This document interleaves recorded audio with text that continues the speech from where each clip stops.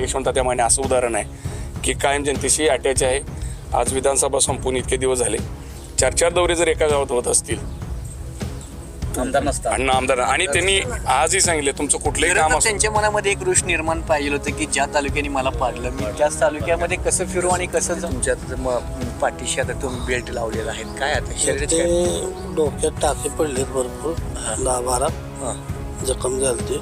हे एक 5 लाखाचं पत्र ग्रामपंचायतला आलंय गावासाठी निधी नाही आलं हे त्यांनी कबूल, म्हणजे आम्हाला तर काही निदर्शनच दिसलं नाही.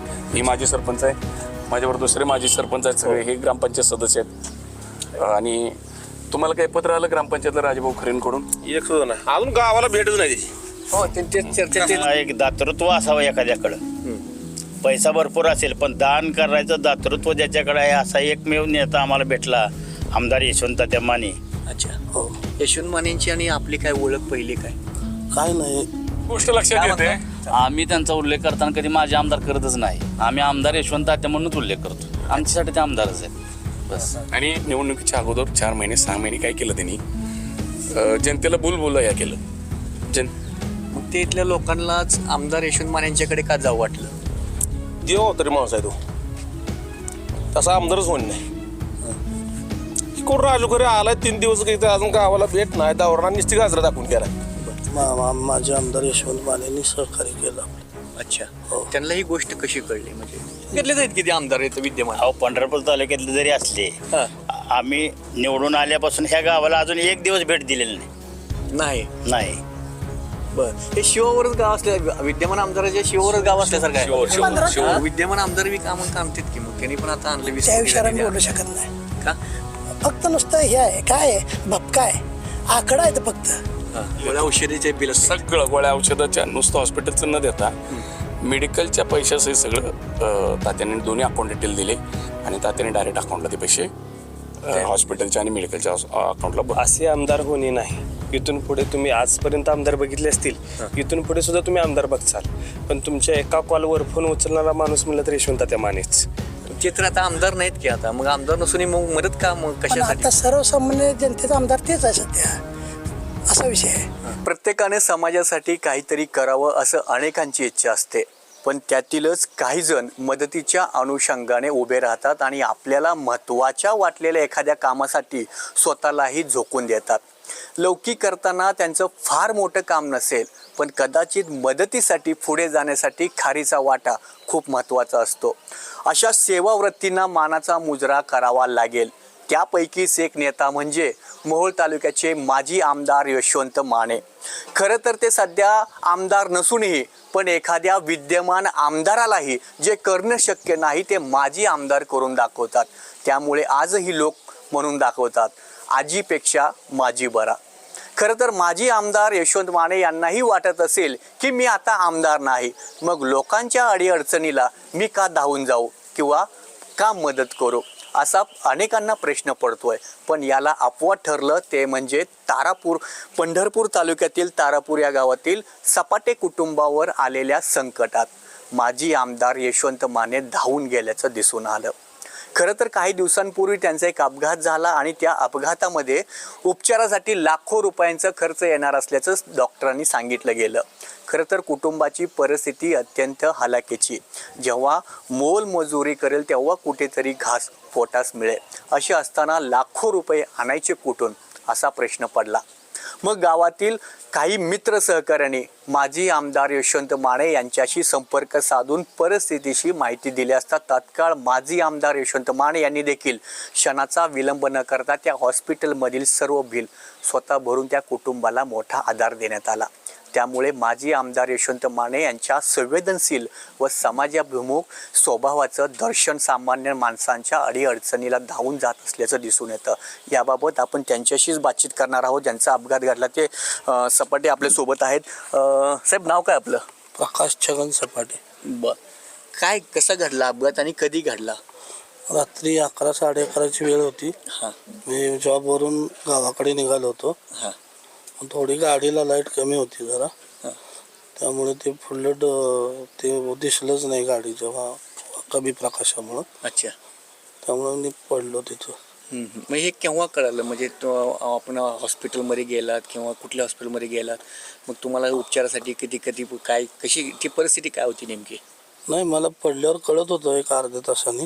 हां परत मीच एक दोघं जण रस्त्याला येऊन मला त्यांनी थांबवलं. हां मग मी त्यांना माझ्या भावाचा नंबर दिला. मग भाऊ मला न्यायला आला पण तिथे जागेवर. तिथून मला लाईफलाईनमध्ये ॲडमिट केलं.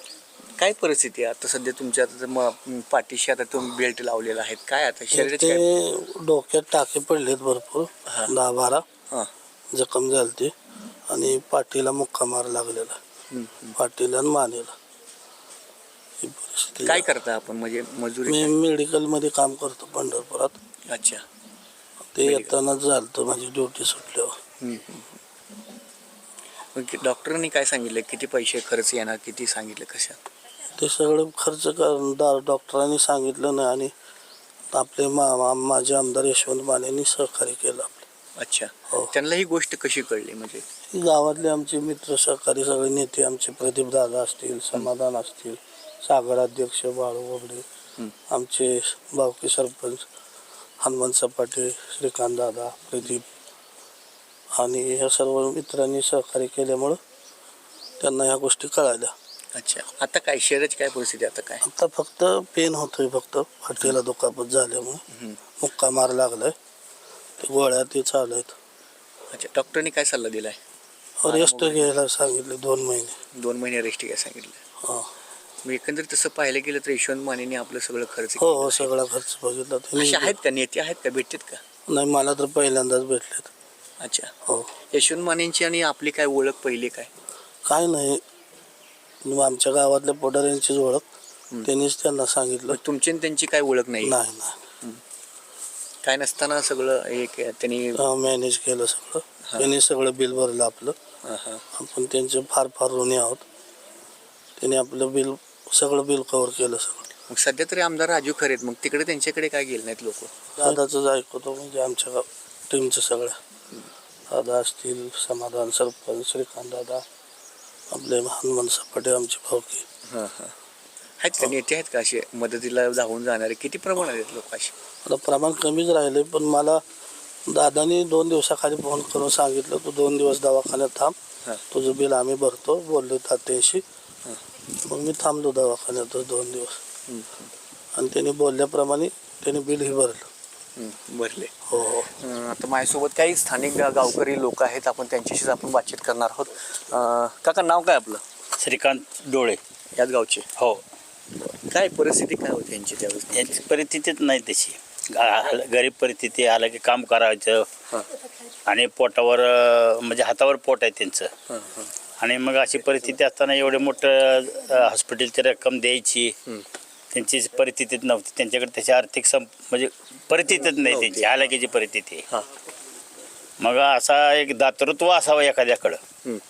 पैसा भरपूर असेल पण दान करायचं दातृत्व ज्याच्याकडे आहे असा एकमेव नेता आम्हाला भेटला, आमदार यशवंत माने. त्यांच्याशी आमचे सगळेजण गेलो, गावातले कार्यकर्ते, आणि सांगितलं की तात्या असं अशी परिस्थिती आहे, त्या माणसाची एवढं फार मोठं रक्कम आहे आणि एवढी रक्कम तो भरू शकत नाही म्हटल्यानंतर तात्यांनी एक क्षणाचा विलंब लावता जे काय हॉस्पिटलचा खर्च आहे सगळा मी करतो, मी भरतो असं त्यांनी सांगितलं. आहेत का, भेटतात का असे? म्हणजे आता आता भेटणे कठीण आहे. एकमेव आम्हाला यशवंत तात्या तेवढी योग्य वाटली. हा.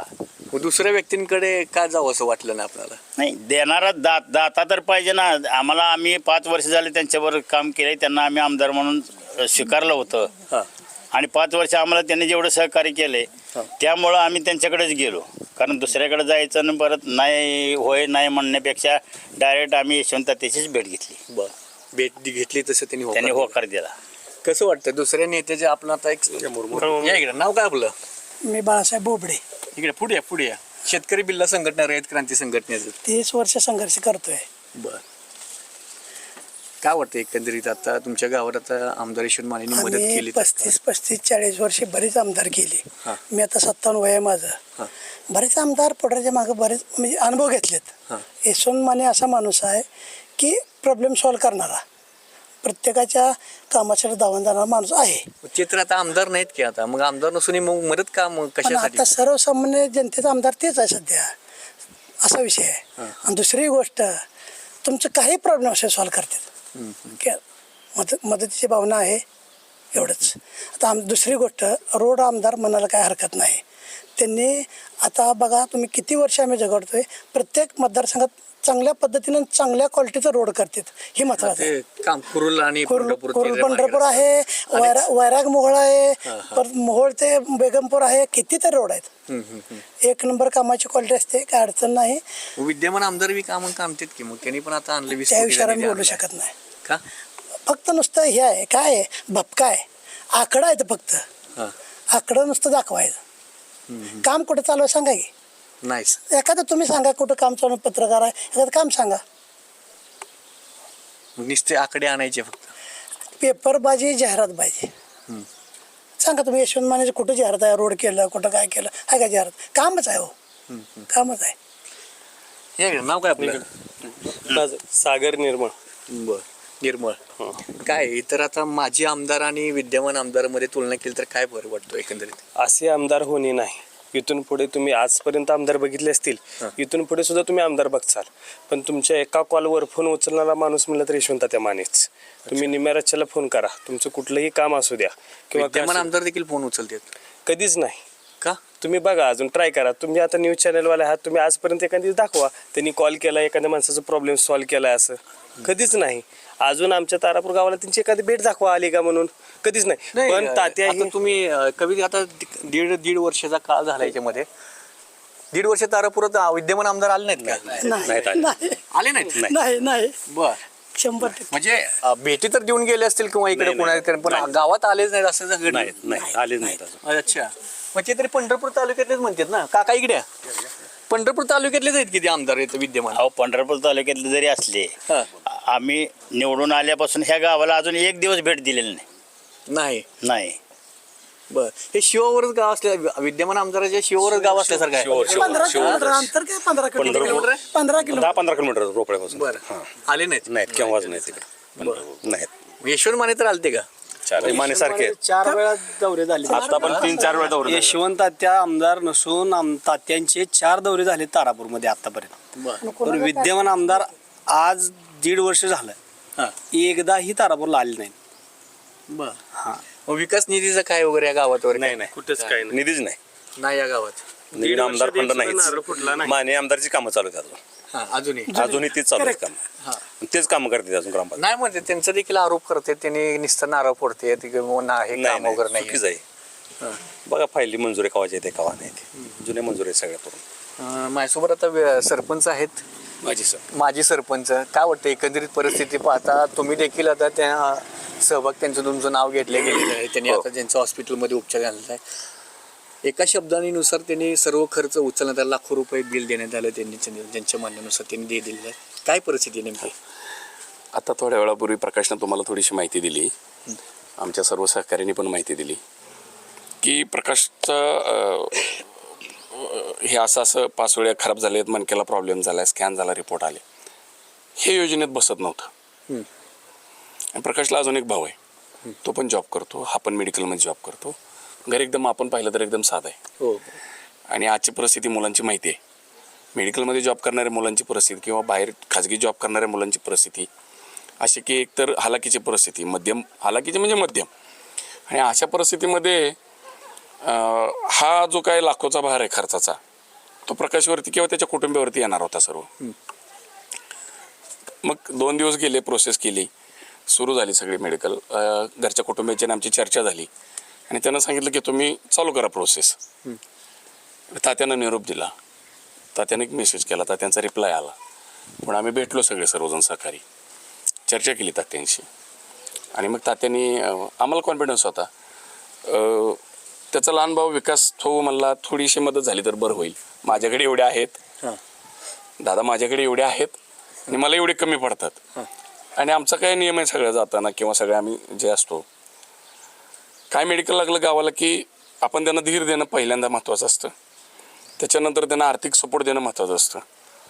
त्यांना म्हटलं तुम्ही मेडिकलचं सुरुवात करा, हॉस्पिटलचं, तुम्हाला काय कमी पडते ते आम्ही बघतो आणि हे करतो. मग सुरुवात झाली, 4 दिवस झाले, प्रोसेस चालू झाली, बिल एवढं होतं असं जजमेंट आलं सगळं. हा म्हणला माझ्यापाशी एवढे आहेत, आणि मला एवढे कमी पडतात. मग आता त्याचे जवळचे कष्टाचे पैसे जॉबचे ज्यांनी पै लग्नासाठी किंवा इतर घरच्या कौटुंबिक कारणासाठी ठेवलेली ते पैसे खर्च करायचे म्हणजे आमच्या थोडंसं व्यवहारात बसना. मग आम्ही सगळं विचार केला आणि तात्यांच्या कानावरती अगोदरच घातलेलं होतं. मग तात्यांना म्हटलं, मग तात्या म्हणले किती बिल होईल काय किती चौकशी करतो आणि सांगतो म्हटलं सगळं. आणि डिस्चार्ज व्हायच्या आदल्या दिवशी तात्यानं सांगितलं की साधारण जेमतेम एवढं बिल होतं. ठीक आहे म्हणले. आम्ही तोपर्यंत ह्यांना काही बघतोय म्हटलं की ते निश्चिंत झाले सगळे निवांत झाले. त्यांना माहिती एकदा बघतो म्हटलं की बघतोय आम्ही. मग ते अकाउंट डिटेल घेतले सगळे.